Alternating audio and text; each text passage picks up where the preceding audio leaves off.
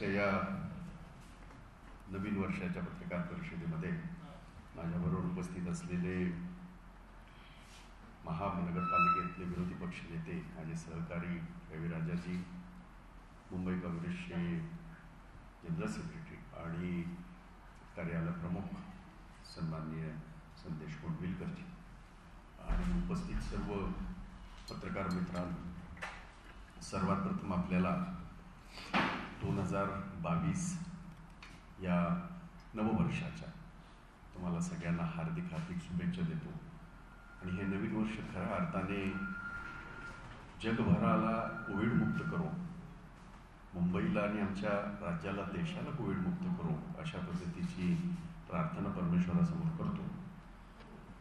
आणि आपल्या महानगरपालिकेमध्ये एक 2-3 इश्यूज आमचे आहेत जे मी आपल्याबरोबर मला शेअर करायचे आहेत. आपल्याला माहिती आहे की 2 दिवसापूर्वी राज्याचे मुख्यमंत्री आदरणीय उद्धवजी ठाकरे आणि आमचे अर्बन डेव्हलपमेंट मिनिस्टर सन्माननीय एकनाथजी शिंदे, आणखी मुंबईचे आमचे पालकमंत्री सन्माननीय असलम शेख यांनी एक पत्रकार परिषद घेतली आणि त्याच्यामध्ये त्यांनी सांगितलं की 500 चौरस फुटापर्यंत जटे क्षेत्र असलेल्या निवासी गाड्यांना चा मालमत्ता कर हा रद्द करण्याचा एक ऐतिहासिक चांगला निर्णय घेतला.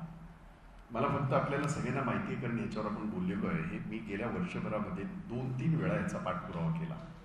आपल्या समोर सुद्धा मी 1-2 वेळा आलो होतो या बाबतीमध्ये. सरकारच्या या निर्णयाचं स्वागत करत असताना मुद्दा मला आपल्याला सांगायचं आहे की ह्याच्यामध्ये 2 भाग होते पूर्वीपासून. एक निवासी गाळे आणि एक कमर्शियल गाळे, ज्यांच्यासाठी आम्ही सांगितलं होतं की 700 स्क्वेअर फुटापर्यंत एक साधारण 60% त्यांना त्याच्यातनं सूट देण्यात यावी अशा प्रकारची मागणी मी 4 जानेवारी 2000 मी त्याच्या अगोदरच मी 17 जून 2021ला केली होती. म्हणजे हा प्रश्न त्याच्या अगोदर मी 15 जानेवारी 21ला मी आपल्यासमोर आलो होतो. याच गोष्टीचा विषय झाला. त्याच्यामध्ये 2 गोष्टी मला सांगाव्याशा वाटतील. आठवत असेल तर बघा, त्यावेळेला 2017च्या निवडणुका लक्षात ठेवून तत्कालीन राज्याचे मुख्यमंत्री देवेंद्र फडणवीस यांनी घोषणा नुसती केली, परंतु त्या संपूर्ण 500 स्क्वेअर फूट मधला जनरल टॅक्स जो 10% होता तेवढाच माफ केला होता.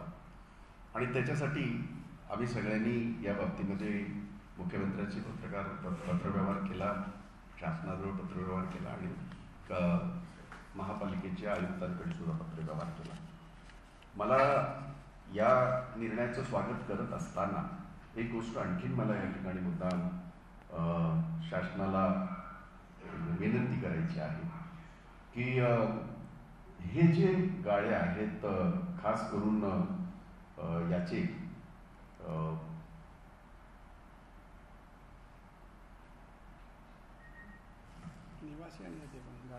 निवासी आणि इतर गाळे, त्याच्यामध्ये 700 स्क्वेअर फीट पर्यंत 60% त्यांना सूट मिळावी जी आम्ही मागणी केलेली आहे, त्याचा पुनर्विचार शासनाने करावा, मुख्यमंत्र्यांनी करावा अशी माझी विनंती आहे मुख्यमंत्र्यांना. आणि त्याबरोबर त्यांनी एक गोष्ट, हा निर्णय घेत असताना जो चांगला निर्णय झाला आहे, जो महाविकास आघाडीचा तसा ऐतिहासिक निर्णय असताना सुद्धा त्याची अंमलबजावणी ही एप्रिल 2022 करून सांगितली. माझी विनंती आहे शासनाला, हा प्रश्न 2019 पासूनचा पेंडिंग आहे.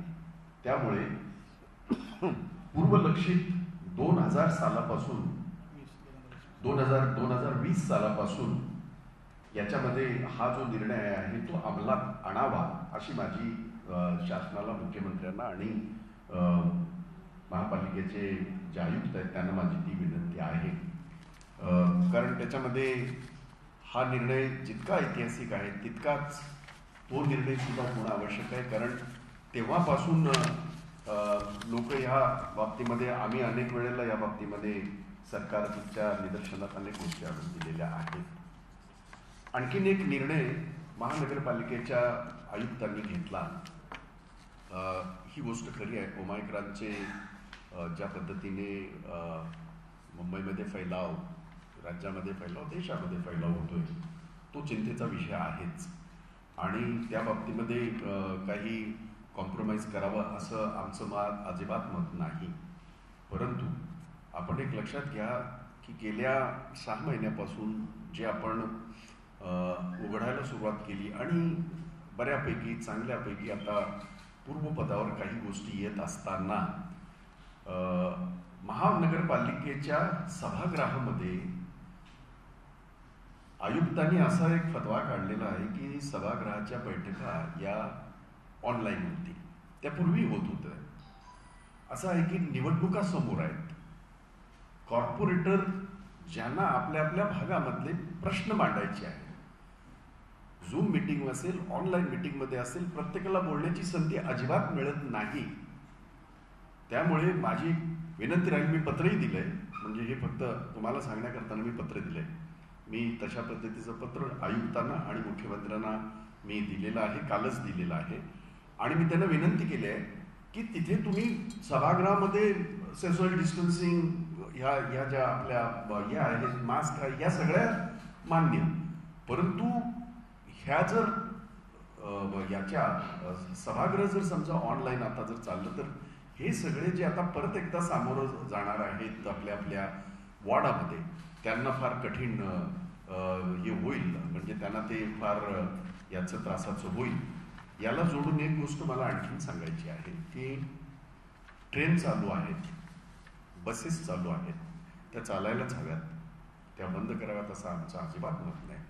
मग बंद सभागृहामध्ये जो ऐतिहासिक सभागृह आहे तिथे अशा प्रकारे काही बंधनं घालून सगळ्या याच्या ओमायक्रॉनच्या किंवा कोविडच्या सगळ्या गाईडलाईन पाळून तिथे आमच्या नगरसेवकांना त्या सभागृहामध्ये बोलण्याची आणि त्यांच्या अडचणी असतील त्या मांडण्याची संधी द्यावी अशी माझी. आपल्याला वैधानिक समित्या ज्या आहेत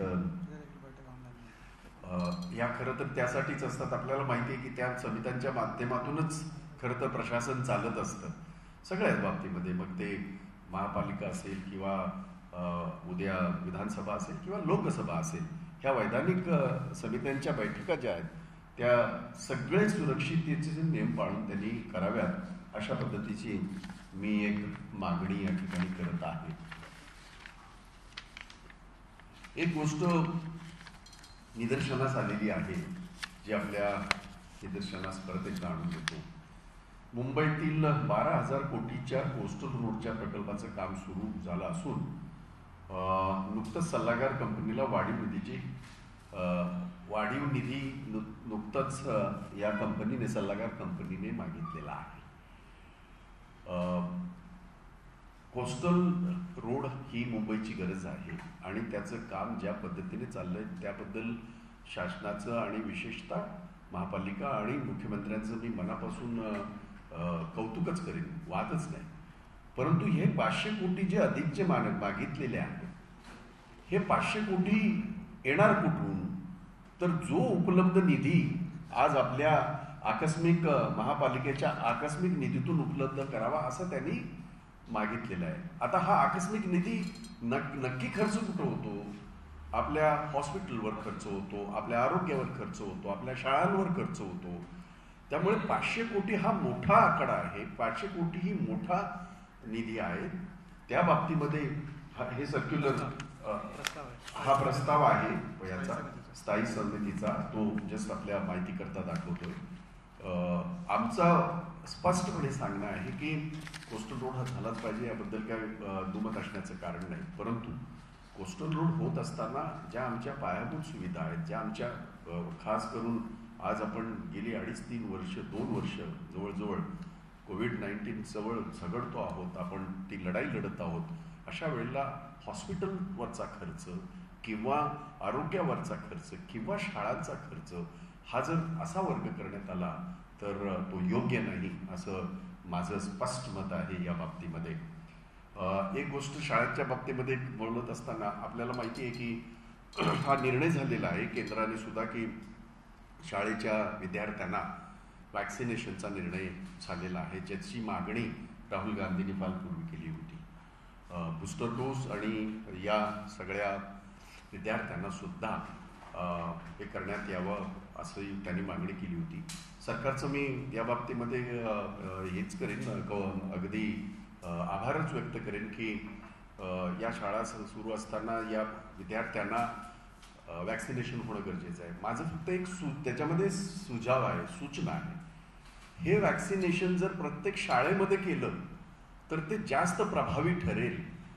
कारण ही मुलं कुठे कुठे आपल्या आपल्या एरियामध्ये राहत असतात किंवा कुठे कुठे जिथे राहत असतील त्यापेक्षा एका शाळेमध्ये येतात ते, आणि हे वॅक्सिनेशन त्या शाळेतच व्हावं अशा पद्धतीची पावलं शासनाने जर उचलली तर मला असं वाटतं की हे जे अभियान विद्यार्थ्यांना सुद्धा वॅक्सिनेशन करण्याचं अभियान जे सरकारने सुरू केलेलं आहे ते जास्त परिणामकारक होईल आणि त्याचा फायदा सुद्धा आपल्या सगळ्यांना होईल असं मला या ठिकाणी मुद्दाम सांगावंसं वाटेल. या 4 मुद्द्यांच्या बाबतीमध्ये आपल्या सगळ्यांजवळ बोलायचं होतं. एक अतिशय गंभीर आणखीन महाराष्ट्राच्या साहित्य क्षेत्रामध्ये चीड आणणारा प्रकार केंद्र सरकारने केलेला आहे. आपल्याला माहित असेल की केंद्राच्या सरकारने डॉक्टर बाबासाहेब आंबेडकर फाउंडेशन अंतर्गत देशातले महापुरुष समाजसुधारक यांच्या विचारांचा प्रसार व रचारचं काम त्याने हाती घेतलेलं आहे किंवा त्याच्याच माध्यमातून ते होतं. अण्णाभाऊ साठे यांचं नाव याच्यामध्ये न आणून त्यांनी जो अक्षम्य असा जो काय अपराध केलेला आहे, एक असा साहित्यिक शाळेत न जाता त्यांच्या ज्या पद्धतीचा त्यांनी साहित्य निर्माण केलेलं आहे, मग कविसंग्रह असतील, नाटकं असतील किंवा तत्सम सगळं साहित्य असेल, अण्णाभाऊ साठे हे पहिलं व्यक्तिमत्व आहे ज्याने असं सांगितलं की पृथ्वी ही शेषनागाच्या फण्यावर नाही तर ती कष्टकऱ्याच्या कामगाराच्या हातावर तोलली जाते. इतकं मोठं साहित्य असणारा हा माणूस, त्यांच्या बाबतीमध्ये त्यांचं नाव त्या महापुरुषामध्ये न येणं हा अतिशय गंभीर, महाराष्ट्राच्या दृष्टीने महाराष्ट्राच्या मातीतला साहित्यिक, तुम्हा आम्हा सर्वसामान्यांच्या भावना व्यथा व्यक्त करणारं साहित्य 13 भाषेत असलेलं, त्यांना त्या सूचीमध्ये न करणाऱ्या, त्यांचं नाव न करणारे जे कोण संचालक असतील त्यांच्यावर तात्काळ सरकारने कारवाई करावी. सामाजिक न्याय विभागाच्या अंतर्गत आहे. आणि मला सांगताना मोठं आश्चर्य वाटते, रामदास आठवले हे राज्यमंत्री आहेत, महाराष्ट्रातले आहेत, दलित चळवळीतनं त्यांनी पूर्ण आयुष्य त्यांनी काढलेलं आहे, चळवळीतला माणूस आहे, वादच नाही. महाराष्ट्रातला सुपुत्र तिथे राज्यमंत्री असताना जर हे होत असेल, अण्णाभाऊ साठेंच्या या सगळ्या साहित्यावर जर अन्याय होत असेल आणि महापुरुषांच्या यादीत त्यांचं नाव नसेल, तर माझा रामदास आठवलेंना सुद्धा प्रश्न आहे. मी समजू शकतो की राजकीय काही असे हे होत असतात, स्थित्यंतर होत असतात, परंतु या राज्यातला साहित्याचा कणा असलेल्या अण्णाभाऊ साठेंच्या बाबतीमध्ये तुमच्या भावना काय आहेत त्या तरी आम्हाला सांगा. कसं होऊ शकलंय? आणि म्हणून आम्हाला अपेक्षित आहे ज्या कोणी संचालकाने किंवा ज्या कोणी यंत्रणेने अण्णाभाऊ साठेंच्या बाबतीमध्ये हा अन्यायकारक नुसता निर्णय नव्हे तर तशा त्यांनी वक्तव्य केले, दुर्दैवाने त्यांनी तशी ती वक्तव्य केलेली आहेत की इथे मी आपल्याला वाचून दाखवतो. लोकशाहीर अण्णाभाऊ साठे यांचे साहित्य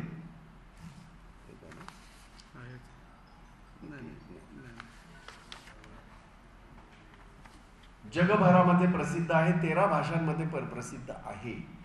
ही वस्तुस्थिती असताना महापुरुषांच्या यादीमध्ये त्यांचं नाव न टाकण्याचं जे मी म्हणेन पाप ज्या संचालकांनी या विभागाच्या केलेला आहे, सामाजिक न्याय विभागाच्या. अध्यक्ष असतात आणि ह्याचे अध्यक्ष मंत्री असतात. म्हणजे संचालक तर हा वेगळा विषय आहे. आणि म्हणून या बाबतीमध्ये सरकारने कारवाई करावी.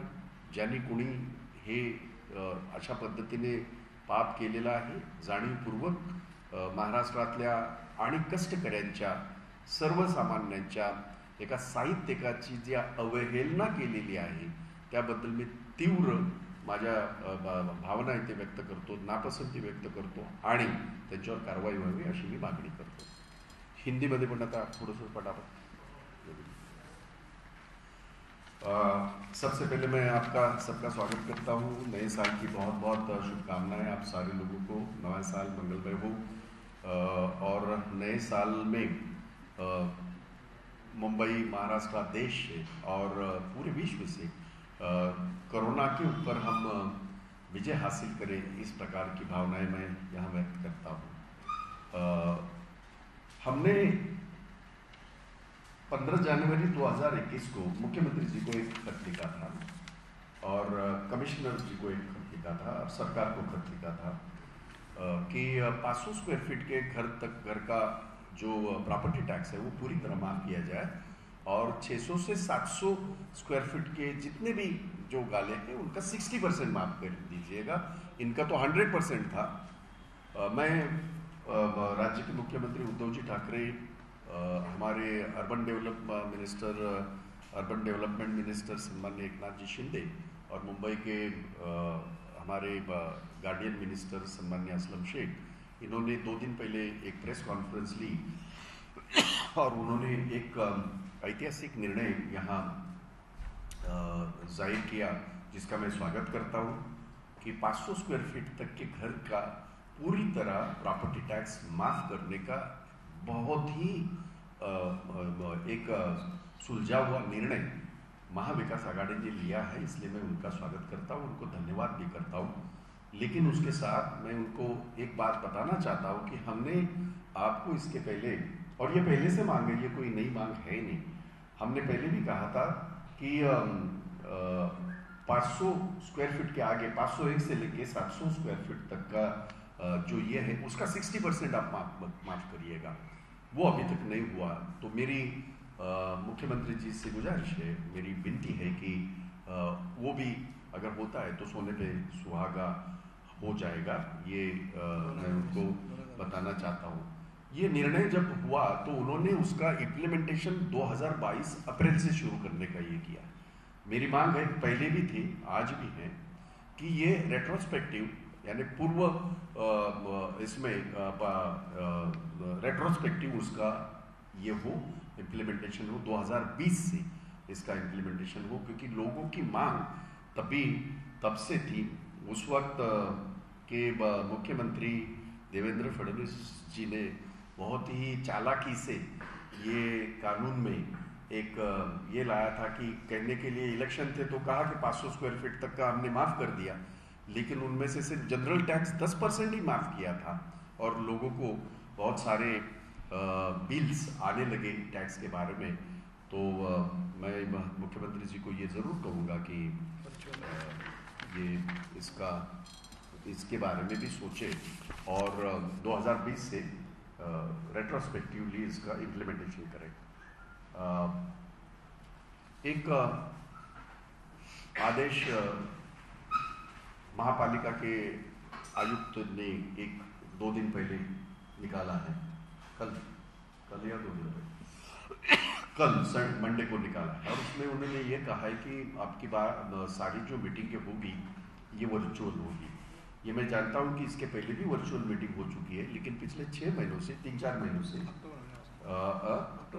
अक्टूबर से हाउस शुरू था और हाउस में बातें चर्चा होती थी. अधिकारियों को पूछा जाता था, अगर एक आध वार्ड में काम नहीं हुआ तो उनको जिम्मेदार पकड़ा जाता था और काम उनसे करवाया जाता था. वर्चुअल में ये होता है कि एक तो पूरा कंट्रोल जो होता है, जो ये करते हैं इसको चलाते उनका कंट्रोल होता है. किसी को बोलने का मौका सबको नहीं मिलता, आप ही जानते हैं. मेरा ये कहना है कि जब इस वक्त स्कूल चल रहे हैं, चाहे 10वीं 11वीं 12वीं स्कूल चल रहे हैं, 10वीं तक तो समझो ये किया है। कल ही मुख्यमंत्री जी ने कहा है, जिसका स्वागत हम करते हैं, पर 11वीं 12वीं और बाकी सारा सब चल रहा है। ट्रेनें चल रही है, हमारी लोकल ट्रेन चल रही है, हमारे बाकी सारे व्यवहार चल रहे हैं। तो उसमें महापालिका का हाउस जो है, जो कि अहम जगह है, जहां आने वाले इलेक्शन के पहले अपने अपने वार्ड के मुद्दों को लेके ये सारे कॉरपोरेटर, ये सारे पार्षद जो है अपनी बातें रखते हैं और उसका पूरी तरह ये करते हैं, पूरी तरह उसको न्याय देने की कोशिश करते हैं। तो अगर हाउस नहीं चलेगा तो फिर ये कैसे होगा? तो मेरी रिक्वेस्ट है हमारे कमिश्नर साहब को कि जैसे अक्टूबर में हमने ये किया था, फिजिकल हाउस जो शुरू किया था, उस तरह का ये वो शुरुआत हो। एक बात और भी है, कोस्टल रोड ये मुंबई के लिए बहुत अहम है, ये आप जानते भी हैं, और उसका काम भी बहुत अच्छी तरह चल रहा है। 12,000 करोड़ के लागत से ये कोस्टल रोड बन रहा है। लेकिन इसके जो ये है एडवाइज़र कंपनी ने 500 करोड़ रुपया उनको ज़्यादा और निधि देने की बात की है। ये पैसा, ये जो हमारा कंटीजेंसी ये होता है, निधि होता है, उसमें से देने की उन्होंने मांग की है। हमारा ये कहना है कि कंटीजेंसी फंड ये खास करके चाहे अस्पताल हो, स्कूल हो, हमारा आरोग्य हो, उसके लिए ये सारा रखा जाता है, क्योंकि ऐन मौके पे और इस बैकग्राउंड पे, कोरोना के बैकग्राउंड पे तो जितना पैसा लगेगा वो कम है। तो ये कंटीजेंसी फंड से 500 करोड़ रुपया, ये बहुत बड़ी रकम है, उसको निकाल के अगर कोस्टल रोड के ऊपर खर्च की जा रही है तो वो बात बिल्कुल ऑब्जेक्शन है हमारा। खास करके मैं मुंबई का अध्यक्ष का होने के नाते भी मैं इस बात को ऑब्जेक्ट करता हूँ। हमारे विरोधी पक्ष नेता खुद मेरे ख्याल से वो जब भी आएगा ये मुद्दा स्टैंडिंग कमेटी में, तो उसका बिल्कुल विरोध भी करेंगे।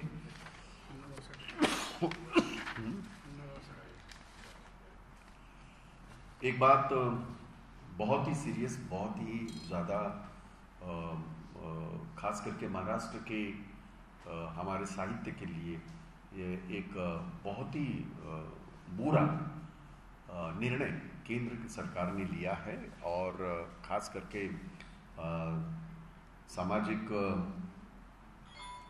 जो ये है सामाजिक न्याय विभाग, जो डॉक्टर बाबा साहेब अम्बेडकर फाउंडेशन तैयार की है उन्होंने, और उसके अंतर्गत देश के जो साहित्यिक है, साहित्यिक है, समाज सुधारक है, महापुरुष है, इनका मूल्यांकन किया जाता है और उनको महापुरुष के इसमें सूची में डाला जाता है। अण्णाभाऊ साठे एक ऐसे इंसान महाराष्ट्र के इस धरती के, जो स्कूल में न जाते हुए उनका जो साहित्य है, उनका जो उनकी जो देन है, चाहे नाटक हो, चाहे कवि हो, चाहे वो शायर तो कुछ थे ही, जिन्होंने उस वक्त अपने शायरी से पूरे महाराष्ट्र का दिल जीत लिया, और 13 भाषाओं में इनका साहित्य पूरे देश में है। उनका नाम इस सूची में नहीं है, और सूची में डाला तो नहीं है, उसके ऊपर जो टिक्का टिप्पणी की गई उसका तीव्र शब्दों में मैं यहाँ निषेध करता हूँ। और मुझे सवाल पूछना है सामाजिक न्याय राज्य मंत्री महाराष्ट्र के सुपुत्र अठौले जी से, मेरा सवाल है, रामदास जी अठौले, आपके रहते हुए ये कैसे हो सकता है? आप स्वयं जानते हैं, आप भी अम्बेडकरी मूवमेंट से आए हुए हैं, आपने पूरी जिंदगी अम्बेडकरी मूवमेंट के लिए दी। ये मूवमेंट जिन्होंने चलाई, और ये वो साहित्यिक है जिन्होंने ये जो परंपरागत कहा जाता है कि पृथ्वी जो है शेषनाग के फन के ऊपर है, ये वो बंदा है जिन्होंने कहा कि कोई फन के ऊपर पृथ्वी नहीं है।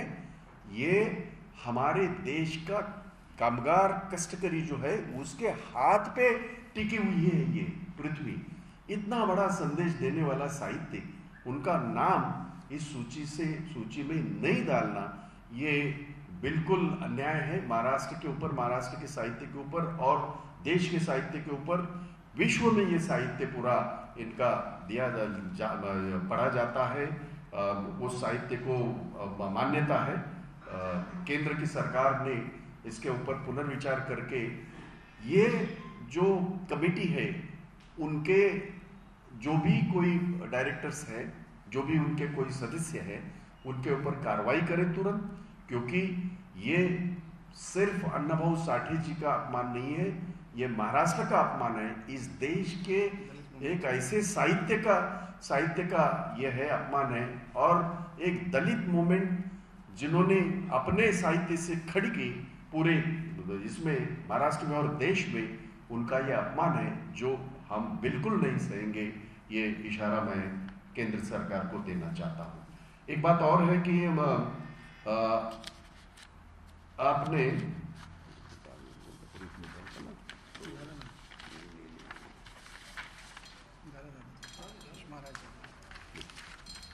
एक बात मैंने और भी कही है, और केंद्र सरकार ने खास करके स्टूडेंट को वैक्सीनेशन का फैसला किया, जिसका हम स्वागत करते हैं। ये मांग बहुत पहले राहुल गांधी जी ने रखी थी, और बूस्टर डोज हो और बच्चों का ये हो, स्कूल में जाने वाले बच्चों को वैक्सीनेशन हो, ये उन्होंने मांग की थी, और केंद्र सरकार ने उसके ऊपर निर्णय लिया। हम उनका स्वागत करते हैं। और एक सुझाव है मेरा कि इन बच्चों का वैक्सीनेशन उन्हीं के स्कूल में अगर हो तो मेरे ख्याल से वो बहुत ही ज़्यादा इफेक्टिव होगा, क्योंकि आप जानते हैं कि जहाँ जहाँ पूरी मुंबई में जहाँ ये बच्चे रहते हैं, महाराष्ट्र में जहाँ बच्चे रहते हैं, वहाँ से खास करके रूरल एरिया में, यहाँ शहरों में ज़्यादा फर्क नहीं पड़ता है, लेकिन रूरल एरिया में बड़ी मुश्किल होगी कि वहाँ तक वैक्सीन लेके जाना। तो मेरा सुझाव ये है कि जो स्कूल में वो पढ़ रहे हैं उसी स्कूल में अगर उनका वैक्सीनेशन का कार्यक्रम किया जाएगा तो मेरे ख्याल से वो बहुत ज़्यादा इफेक्टिव भी होगा और सक्सेसफुल भी होगा, जिसका केंद्र सरकार ने आज ये जो निर्णय लिया है, तो जाहिर है कि यही चाहते हैं हम सारे देश के नागरिक की वो बहुत ज़्यादा कामयाब हो और बच्चों को वैक्सीनेशन उनका हो जाए। तो बाकी आपके पास दीपक काय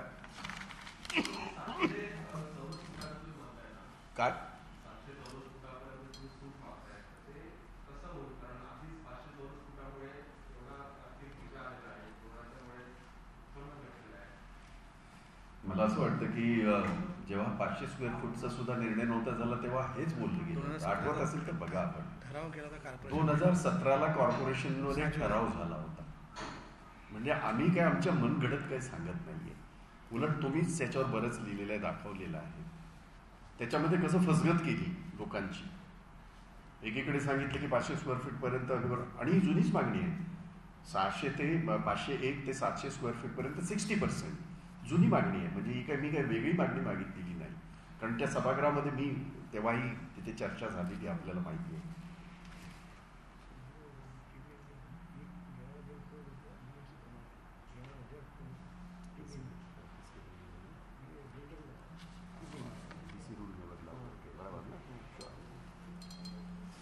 तो मला असं वाटतं की जेव्हा लोकांसाठी जर करायचं काय असेल तर मला असं वाटतं ते पाऊल उचलायला पाहिजे, कारण ही जुनी मागणी आहे.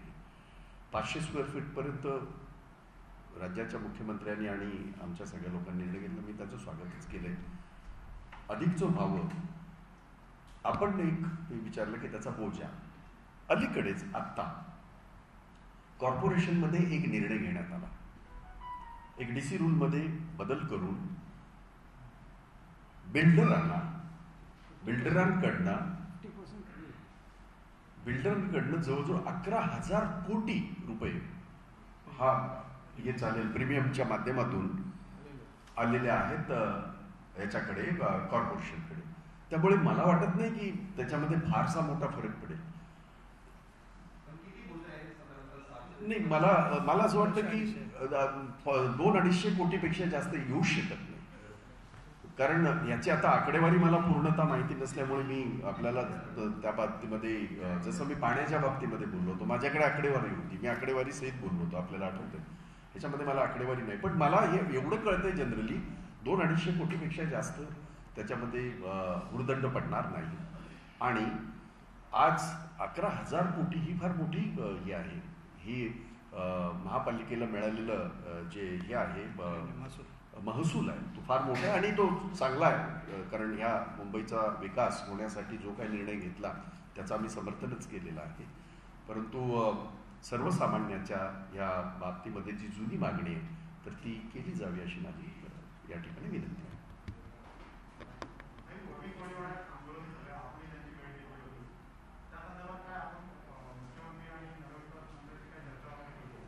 हो, त्याच्यावर अनेक बैठका झाल्या. विशेषतः पालकमंत्री अस्लम शेख यांच्याजवळ, मुख्यमंत्र्यांजवळ मी टेलिफोनिक माझे बोलणं झालं. वर्ली कोळीवाडा किंवा तत्सम सगळी कोळीवाड्यांच्या बाबतीमध्ये जे काय ऐतिहासिक निर्णय अलीकडे घेण्यात आले आपल्याला सगळ्यांना माहिती आहे. तिथे त्यांचा जो प्रस्ताव असलेला की 2 पूल ह्याच्यामध्ये असलेलं अंतर जे वाढवावं असं त्यांचं जे म्हणणं आहे ते अंशतः मान्य करण्यात आलं, पूर्णतः मान्य नाही करण्यात आलं. त्याच्यामध्ये काहीतरी बदल करून, कारण कसं झालंय की आपण जर बघितलं असेल की तिथून ज्या बोटी निघतात त्या बोटींना अडथळा होता कामा नये ही त्याच्यामागची भूमिका आहे. आणि ती याची कोळी समाजाची ती योग्य भूमिका आहे, ज्याच्यासाठी मी स्वतः अनेक वेळा तिथे गेलेलो आहे. परंतु हेही तितकंच खरं आहे की आपल्याला आवश्यक असलेल्या गोष्टी आपल्याला हव्यात. 200 मीटरचा जो काही हा जो आहे तो ज्यांची जी मागणी आहे ही मी त्याच्यावर काही वक्तव्य करणं तितकंसं योग्य नाही, कारण त्यांनी मागितलेली आहे. परंतु मला असं वाटतं की शासनाने सुद्धा असलेलं जे काय आहे त्याच्यामध्ये बदल करून तो जो हे आहे अंतर ते वाढवण्याचं मला वाटतं. त्या बैठकाही झाल्या त्या सगळ्या आंदोलनकर्त्यांबरोबर, त्यांच्या प्रतिनिधींबरोबर. मला असं वाटतं की त्याच्यातनं मार्ग काहीतरी निघेल असं मला वाटतं. चला, थँक्यू सो मच. आभारी तुमच्या सगळ्यांचा. आई भवानीचा गजर म्हणजे